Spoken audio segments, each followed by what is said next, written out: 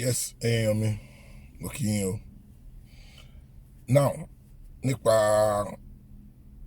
ọ̀rọ̀ ikú Mohbad tí gbogbo tí tó fa wàhálà ní gbogbo àgbáyé ń sìn pé kí ló really happen sí Mohbad, àwọn ló wà behind the ikú bọ̀bọ́ yìí. Ṣé wọ́n pa ni àbí nǹkan happen sí àbí kẹ̀ natural kìíní. Mo kàn fẹ́ mo observe kankan nípa ọ̀rọ̀ àwa Nigerians pé tí nǹkan bá ti happen a kì í ní sùúrù ká lè find out òótọ́. A máa fi emotion a máa fi ṣe gbogbo nǹkan, ó dẹ̀ máa ń ba nǹkan jẹ́. Now lágbà tí Mohbad ti kúrò sí, a lot of people láti accuse pé yes ó mọ̀ nípa ikú Mohbad, wọ́n búlé ẹ̀ pa ni wọ́n ṣe gbá kan kankan ní gbogbo ẹ̀ tí ń lọ káàkiri kó ló di pé mo lọ jìnnà wọn mọ̀ pé ẹ ti gbọ́ gbogbo mo fẹ́ sọ̀rọ̀ lórí nípa interview tí Naira Marley grant láìpẹ́ yìí mo gbogbo ẹ ti gbọ́ mo fẹ́ tún play ẹ̀ kẹ́ gbọ́ so that a lè sọ̀rọ̀ lórí ìsìn. All of that, they belong to him, not to you, correct? Yep. So the only times that you guys had together was between the time you signed him, which was what year?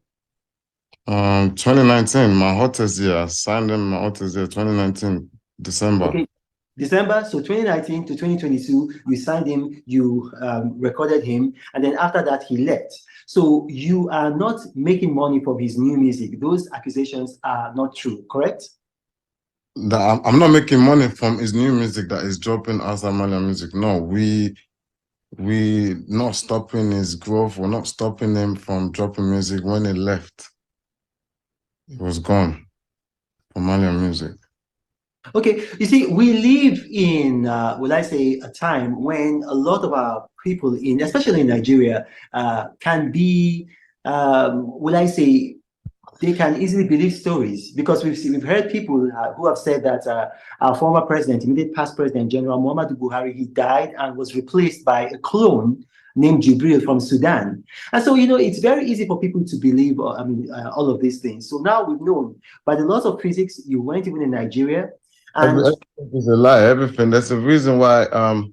There's a reason why a lot of people probably trying to blame me for their own reason. I don't know why, but everybody can see it's a lie. Like something happened to him on the day he was out. Why there people are trying to cover up some things? Like I said, so Aziz, you cannot say that everybody knows it's a lie. A lot of people are blaming you. In case you don't know, you've lost hundreds of thousands of followers on Instagram. So we need to clear the air. We need to clear the air with the truth. That's true. That the losing followers is not like anything to me right now. Like Mohbad is late. It's not here anymore. That's a lot. That's more than I'd rather lose all my followers and have him here. You understand? My followers that's a very small thing in this situation. It's very, very small. That's But admirable. to clear the hair is really, really important, and I believe the Nigerian police are doing their job. I mean, the government agency, they're doing their job, and the truth is gonna come out. One thing has already come out. When you say the truth is going to come out, I mean, we've already begun to see the whole truth is gonna come out. No, but we've already begun to see some truth coming out. The hospital, or I don't know if you could call it a hospital, let's say the clinic or the medical facility that he was taken to, they said that he was brought in dead on arrival. But we do know that one of the young men around him, let's say essentially a groupie, had said that he spoke with him while he was at the clinic and that he talked with him and he took a photo with him. But then this actually contradicts the story from the medical facility that he was brought in dead. Another thing that we do know is that the auxiliary nurse who actually injected him has been repudiated by the Nursing Council of Nigeria, saying that she wasn't registered. Essentially, she was a quack. So we're beginning to see some of these things come to light. And I think in the coming days, the opinion of the public might change. My question to you, Aziz Additional Fashola, is this: are you willing to go back to Nigeria if the Nigerian police wants to question you? 100% if they can guarantee my safety. Okay. Okay. Yes. There's a lot of hungry mom that don't really want to know the truth. They've been poisoned by the media, so if they can guarantee my safety, I'll be there. That's a very reasonable request, because I had people in Nigeria, because of my political views, who were very, very morbidly against me, and I went to Nigeria. I went to Nigeria. I didn't have any security though, but I went to Nigeria. And I was able to. I stayed, I think, about 48 hours in Nigeria, and I left. But then after I left, I saw that a number of some of these people who had political differences with me were saying that if they had found me, like, they would have snuffed life out of me. So it is very reasonable. So what we're going to say now, this is not a question to you. This is not a question to you, Aziz. You don't have to respond to this. Now, we call on the Nigerian police, and I'm going to reach them after this interview, to guarantee the safety of Aziz Additional Fashola. Can you guarantee his safety? Publicly guarantee his safety so that he can return to Nigeria if needs be to answer questions and to clear his name further. That is to the police. Now, one final thing before we go. We started from the very end, but let's start from the beginning. How did you meet this young man, Ilerioluwa Oladimeji Aloba? How did you meet him? I met him online. I met him by seeing his videos online, his freestyles, his songs, or there's some when he just used some of my words, or when he I've just been watching him online, and I sent him a message. Wow. And who gave him the name Mohbad? I don't know. That's the name I met him with. Okay, now one last thing. I know I said the last question, but one last thing, and I'm like Oliver Twist. One last thing. We saw a video by, would I say, a pastor. It's a 70-year-old pastor. Whether it's 69, he's going to be 70. Pastor Tunde Bakare. And he said the reason why Mohbad died was because he was hanging around bad people. What do you say to that? If I have to start, that's the problem. That's a conversation. I don't know if we want to go into that conversation now. But I personally believe that he was actually stressed as much. He needed help. I believe he's been bullied. I believe he's in whatever. There's people on his neck. There's people all over him that is in danger. But he's just not in danger from us. He's not in danger from me. If he's in danger from me, if anybody's scared of me, you will see nobody's gonna come out on videos doing all of this. I don't belong to any court whatsoever. I moved to Nigeria in 2019 from England. I don't know what court is. Like, I've been getting away from the courts in Nigeria. I've been running away. There's so many times in this Lagos. I've been getting away from it. I'm actually anti-courts. I'm against it because of so many times they've tried to force me in it, but thank God they've never succeeded in doing it. So talking about that, I really think everybody that's acting like they're trying to help, they're not trying to help. I believe that they know a lot of things. People around them know a lot of things. I believe they know a lot of things because if they stop taking the conspiracy, if they stop directing the conspiracy my way, maybe people will see a lot of things. I do understand maybe you're surrounding yourself with a lot of bad people, like a lot of cultists. And I can see from the way people are trying to cover up and the people that are coming up and the people that are sending money from the beginning, and with the experience of what has happened around them, And we know I just hope the police will find out a lot of things, man. Well, we've been able to clear up a lot of issues, and I really thank you, Aziz Adesina Fashola, for talking to me. And I just want to say this, to the world listening, because we're going to have people from all over the world globally listening. We're going to have a global audience. The Nigerian police and the Nigerian law enforcement have actually been doing an excellent job in unraveling the circumstances that led to the death of Ideri Oluwa Oladimeji Aloba. They've had a postmortem. They've had an autopsy done in record time. His body was exhumed, and right now there's a coroner's inquest. And I urge the world, the global media, to be patient. The Nigerian police, they're going to unravel the circumstances that led to his death. Aziz, thank you for joining us, and God bless. Thank you for having me. Thank you very much. Now, pẹ̀lú nǹkan tá a wò tán sí, iṣẹ́ rí pé gbogbo nǹkan tẹ̀ tí wá dàrú kò tẹ̀ wá yéèyàn mọ́. Pẹ̀lú ohun tí Mohbad pẹ̀lú Naira Marley sọ nínú àwọn ọkọ̀ tí fídíò tá a wò tán yìí,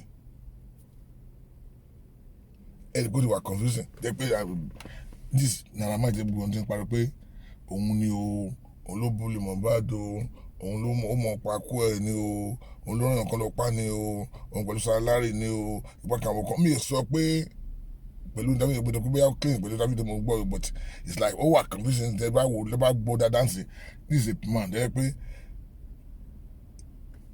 ó tún advise Mohbad nínú kàdàgbọ́ tán sí.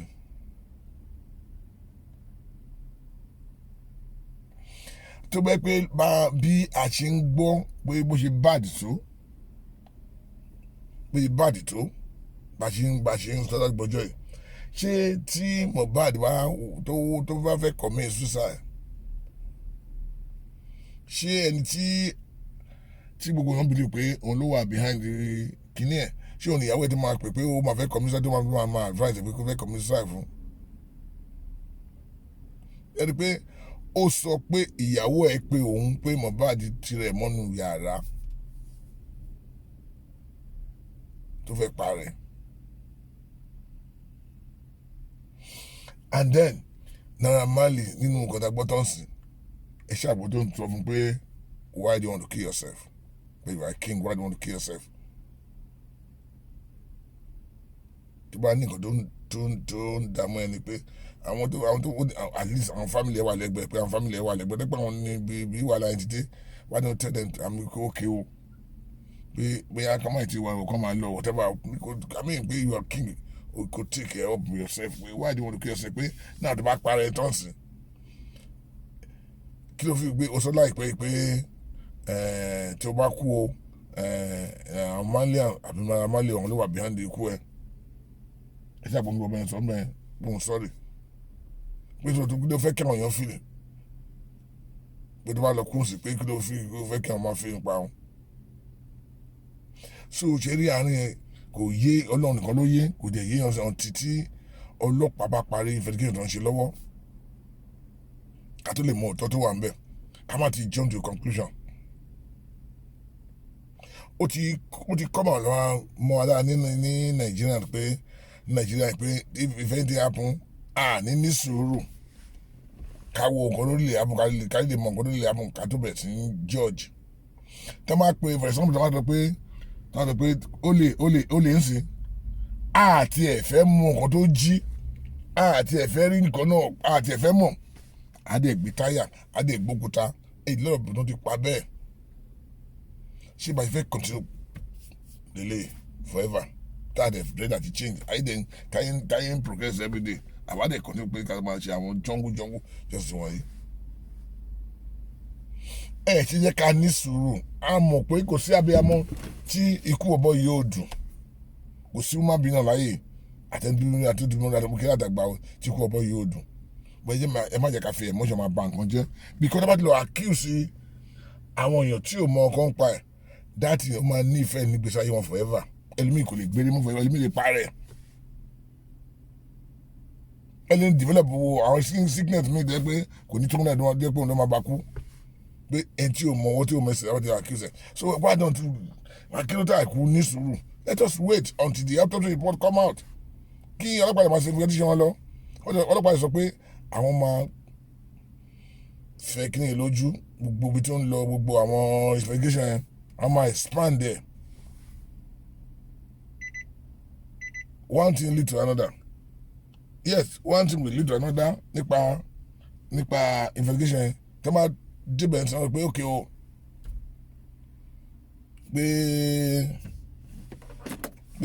this guy pé ó lọ́wọ́ ń bẹ̀ wọ́n á invite ẹ̀ tọ́jú pé lè lọ́wọ́ bẹ̀ wọ́n á invite ẹ̀ bóyá by kí wọ́n ti ń pè by transaction lọ́ọ́ ṣe lórí ilé owó wọn ni bóyá by telephone ní gbogbo kan ọlọ́pàá máa ṣe gbogbo nǹkan ẹ jẹ́ ká ní sùúrù.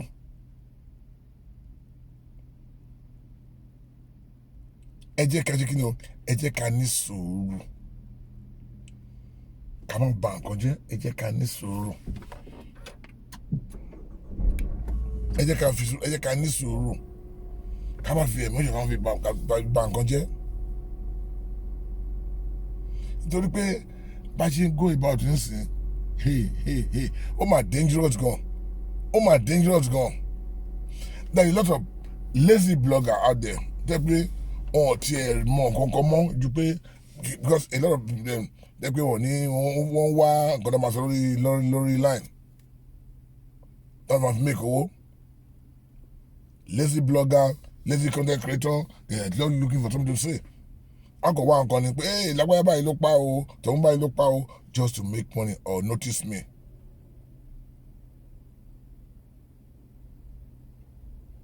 wọ́n wà fún. so ẹ wo ọjọ́ kan báyìí mo láìpẹ́ ni mo rí àwọn kan tó gbé àṣẹ dání tó bẹ̀rẹ̀ sí ṣépè fún Naira Marley. kò tí ì sí court of law tó yìí fún ẹni bàbá ìgétì o ọlọ́pàá ti parí investigation ọ̀dọ́ ṣe lọ́wọ́ o why tàbí go to that extent tàbí pé àgbé àṣẹ dání tàfi ń ṣe ìpè fẹ́ni tí a ti mọ̀ pé a kàn gbọ́ speculate pé àwọn ọmọ ọpa ẹ̀kọ́ mọ́ ọpa ẹ̀hún ló wà níta pé àti ẹ̀tí gbọ́ àti ìrìlè mọ̀ pé òótọ́ bí irọ́ ni bí òótọ́ kí wọ́n bí gbé àṣẹ dání ṣé nǹkan tí àwa Yorùbá ìṣẹ̀ṣe wa ṣé nǹkan tó fẹ́ lò fún nìyẹn agbára tó wà lọ́wọ́ ṣé nǹkan tó fẹ́ lò fún nìyẹn tó pé alágbára dání àti ní àṣẹ àti ní gbogbo ẹ̀ dání tá à ní sùúrù kò sí abiyamọ tí kíní yóò dùn bọ̀ kí n ṣe pé ká wá ẹni tí a ti fún géètì táwọn ti fún ẹ̀ géètì pé òun ló wà behind this àdìgbé àṣẹ dání àdìgbé ń ṣépè fún ẹ wọ́n kì í end of the day máa fẹ́ nà pé bọ́bọ́ yóò mọ nǹkan pa ẹ̀ sí ìwọ́n tó gbàṣẹ dání ẹ̀ wọ́n yóò wò kí ló fẹ́ máa ṣe òun náà bímọ èèyàn lẹ́nu wọn náà so why tá à ń ṣe wọn àwọn kan máa tá à kún wa ní sùúrù pẹ̀lú nǹkan pé ká ní sùúrù ká tó bẹ̀rẹ̀ sí ní hùwà nǹkan mi tí ẹ̀kọ́ ìwà mi tí ó tọ̀nà yes à ń gbọ́ pé Naira Marley bully ìbọn pẹ̀lú salary bully everything and I'm telling you ó lè jẹ́ pé àbọ̀ yìí ẹ̀mí ò sọ pé gíní ò but èmi ó lè happen lọ́jọ́ kan pé àbọ̀ ìsìn ó lè má mọ nǹkan pa ẹ̀ and they may know something about it now and then they may not know anything about it ẹ jẹ́ ká ní sùúrù they may not or they may so we are very careful.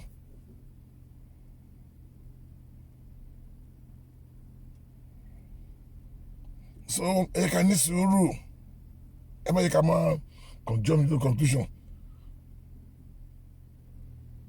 ẹ ká ní sùúrù kò dáa but ẹ bá ń gbọ́ every kò sí pàtàkì tá a gbọ́ wọn kan èní yàtọ̀ pé kí nìkan ló ní ọmọ tó wà lọ́wọ́ ẹ̀ ní o sáláì lọ́mọ tó wà lọ́wọ́ ẹ̀ ní o ọ̀làrọ̀ pé ìyàwó ẹ̀ ló fẹ́ pa ní o bàbá ẹ̀ ní o màmá ẹ̀ ní o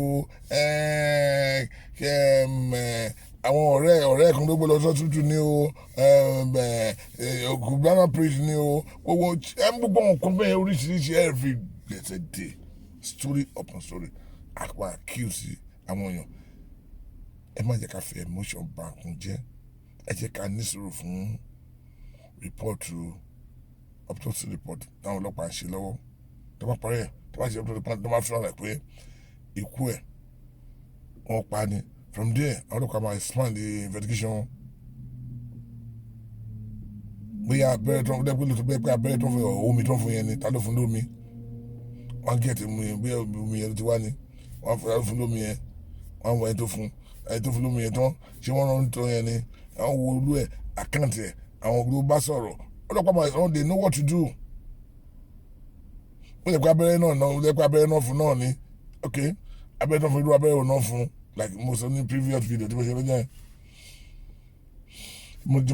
àwọn tí mo ṣe sẹ́yìn irú abẹ́rẹ́ náà fún yẹn tó fún lábẹ́rẹ́ yẹn ṣé wà qualify ok irú abẹ́rẹ́ wo ni yẹn ọ̀hún wọn fún lówó ni kó ló pa ọ̀bọ yìí ni so gbogbo nǹkan bẹ́ẹ̀ ọlọ́pàá máa lot of iṣẹ́ tí ọlọ́pàá máa ṣe máa pọ̀ gan-an ẹ jẹ́ ká ní fi sùúrù sí ọmọ yẹn ká jump to conclusion àti ìrìlì mọ ìkan tó lè amúlò ọ̀bọ yìí àti ìrìlì mọ ẹjọ́ ní àìpẹ́ yìí náà ni hospital jáde hospital pé ó ti kú kó tó débẹ̀ èèyàn kan náà dẹ̀ jáde pé òun bá ya fọ́tò ń bẹ̀ so you can see pé a gbọ́dọ̀ ní ọ̀pọ̀lọpọ̀ sùúrù ìkan ló ń bá ya fọ́tò kó tó wọnú hospital yẹn hospital yẹn sọ pé ó ti kú kó tó gbé débẹ̀ so who do we believe?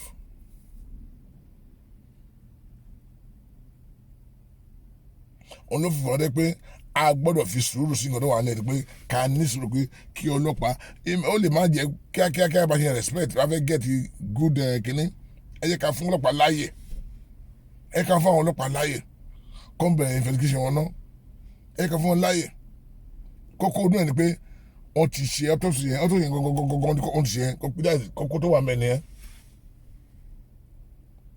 kókó mọ orí ikú tó paná from there láti wá expand the investigation tó yẹn gangan náà fi mọ̀ pé less bóyá lágbá mọ̀ ń pa ìbẹ́ kò mọ̀ ń pa ẹ̀ so tí wọ́n lè gé pé ẹnìbẹ̀ tó wà mọ̀ ń pa ẹ̀ dáhùn they will to prosecute the person kí ni pé káwa fúnra káwa bẹ̀rẹ̀ sí kájí bẹ̀rẹ̀ sí sọ wọn tá a mọ̀ tá a really sure of káwa very careful very careful pé ọlọ́run nífẹ̀ẹ́ ká lọ máa accuse innocent people tí o mọ̀ ọ̀kan pa ká lọ bà ilé ayé wọn jẹ́ tuntun pé tábà ti lọ accuse wọn sìn tábà ti lọ accuse wọn tí wọn dẹ̀ mọ̀ ọ̀kan pa ẹ mọ̀ pé wọn ní part nígbèsè ayé wọn forever ẹ wòlú ọmọ Mohbad ọmọ ẹ̀ kékeré tó bí yẹn sìn fọ́tò ẹ̀ ti wà lórí íńtánẹ́ẹ̀tì pé Sam Larry ló lọ mọ ìgbà kan wọ́n táwọn fọ́dà pé nǹkan ló lọ mú nǹkan ọmọ yẹn máa dàgbà ó máa rí gbogbo fídíò tí àwọn èèyàn ti ṣe gbogbo ẹ̀ wà lórí íńtánẹ́ẹ̀tì gbogbo nǹkan táwọn èèyàn ti sọ wọ́n ti kọ́ ń pa ẹ̀ fọ́tò ẹ̀ tó ń gbé síbẹ̀ orúkọ yẹn ti wà mí forever ó máa ní ìfẹ́ lórí ọmọ yẹn forever nǹkan tá wà rí akànnì máa jáde lọ́yọ̀ kan kàfíà bẹ̀rẹ̀ sọ nǹkan tí yẹ pé tí a really sure of a gbọ́dọ̀ wà very careful bá ṣe ń ṣe nǹkan especially àwa tí a wà lórí táwọn ọ̀daràn pa à ń sọ̀rọ̀ lórí internet ká má jí pé gbogbo nǹkan táwọn fi make owó or táwọn fi make ara wa relevant lórí internet there's a lot of àwọn ológo tó gbogbo wọn ti wọlé míì tẹ́lẹ̀ pé wọ́n pẹ̀lú àwọn celebrity tẹ́lẹ̀ pé they are just very looking for relevant wọ́n ti bẹ̀ sí jáde ń sí ẹ ti gbogbo wọn wọ́n ti bẹ̀ sí sọ̀rọ̀ notice me ṣe girigiri kan dé àlè notice me bẹ́ẹ̀ náà láti rí kan náà tó rò pé ẹ̀ ní kíní kí ló pẹ̀lú rẹ̀ léèdì tó pẹ̀lú ẹ̀ ní kíní tó pé Mohbad ń bá òun sọ̀rọ̀ tó pé òun bá sọ̀rọ̀ tó yí òun lè gbé kámẹ́rà síwájú pé òun gbọ́n ní òun bá sọ̀rọ̀ òun bá sọ̀rọ̀ ẹ̀ yí ká sí pé ẹlòmíì ti mad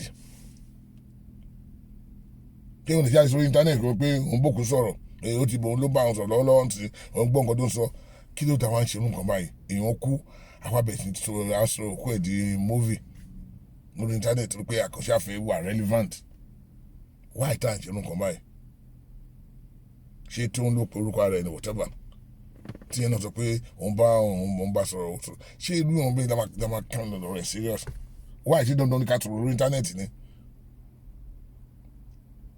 why dà kàn wá kàn mọ pé notice me kàn máa wá kiri ọ̀ afẹ́ make owó lórí afẹ́ orúkọ ọmọ yìí make owó kò dáa ẹ jẹ́ kí àwa Nàìjíríà yẹ ká ní sùúrù tí rìpọ́ọ̀tù àwọn olùkọ́ àwọn fi jáde àwọn tó ń lọ nà pé ó ń play orin Naira Marley ẹ fún wọn lè kọ́ lè pọ́n lè gẹ́gẹ́ kan play nǹkan tó bá wù wọ́n tí fún bàbá yìí àti ọkọ̀ dọ̀bọ̀dọ̀ yìí fún ẹ̀ géètì akọ̀wọ́n àwọn akẹ́kọ̀ọ́ speculate pé mo pàgọ́ wọ́n lè máa end of the day you may not know anything about it. rédíò bá dé àwọn rédíò bá decide pé wọ́n fẹ́ play music wọ́n lè máa play music ẹ̀ but in the via they are free to play the music tó wá fi kàn fẹ́ play ẹ̀ wọ́n á mọ̀ sí wọn attack wọn don't play music ẹ̀ jẹ́ àwọn criminal wa take over kìíní tó pé iṣẹ́ wọn ò rí wọn àwọn tó yẹ pé wọn ò rí nǹkan tó fẹ́ ṣe tẹ́lẹ̀ wọ́n lọ opportunity yẹn láti máa hùwà bàjẹ́ àwọn criminals ṣé n tó níṣẹ́ lọ́wọ́ tí èèyàn kan tó dé pé ó responsible ló máa lọ pé ó máa wá ní tó play music wọn lọ attack yẹn why do you take that to your hand? So àwọn ọlọ́pàá náà yẹ kọ́ ní ti wá nǹkan ṣe tọrọ yẹn pé àwọn tó wà lọ́wọ́ attack àwọn ẹ̀ tó ń play music yẹn they have to get them arrested. They have no right to go take law to their hand. Kò sí òfin kan ló wáyé pé èèyàn lè play music tó bá wù. Ìwòfin individual ló máa make up mind pé okay mi ò fẹ́ gbóni bọ̀bọ̀ ìtorí pé mo fi pé wọ́n ti lè kẹ̀mọ́ kan báyìí o. Individual but wọ́n fi pé wọ́n fi pé right it's your right to play anything bá wẹ̀.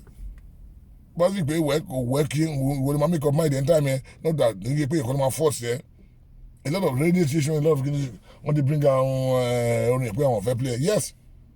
Tó pé àwọn èèyàn ti sọ pé ó mọ̀ ń pa kò mọ̀ ń pa they have the right láti make up mind wá wò nǹkan play wá nǹkan máa play wọn right but kí pé wá force yọ pé ó play music ẹ o kó fẹ́ lọ pa fẹ́ lọ ìbá ìgbà bẹ̀rẹ̀ sí ní attack ẹ.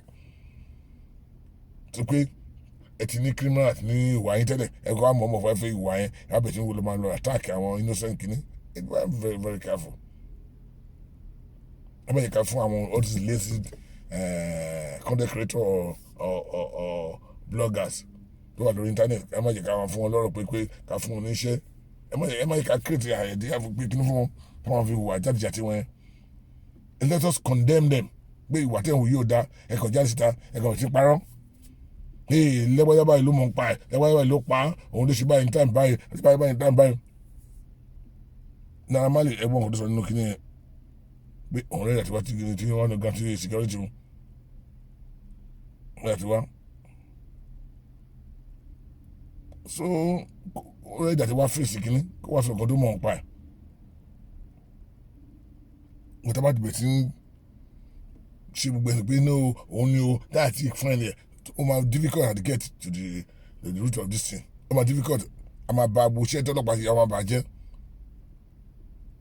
àwọn ọ̀ṣun tó jáde ń sìn wọ́n ti kúrò wọ́n ti gbé dọ́dọ̀ wọn ta ló fẹ́ believe èèyàn kan lè pé òun wà lọ́sùn yẹn pé òun rí òun bá ya fọ́tò so ta la fẹ́ believe àwọn ọlọ́pàá nìkan lè ṣiṣẹ́ yẹn kò wọ́n ní right àti wọ ọdún fóònù anybody tó máa fura sí káwọ àwọn tó ń bá ní delete wọn tó máa delete wọn pé kílẹ̀ fi delete wọn dẹ̀ delete fún àmọ́ mo dọ̀ fún àwọn kíni wọn ni ọ̀dẹ̀ rẹ́kọ̀dù àwọn tó pè tó bá sọ̀rọ̀ the last 2 months or 3 months wọ́n mọ àwọn tó ń bá sọ̀rọ̀ wọn ní kíni and then transaction lórí owó ilé owó pé a lot of things ló wà tó lè get to the root of this thing ó wà rẹpẹtẹ ẹ jẹ́ ká fún wọn ní ààyè kó ṣiṣẹ́ wọn that is my take for now.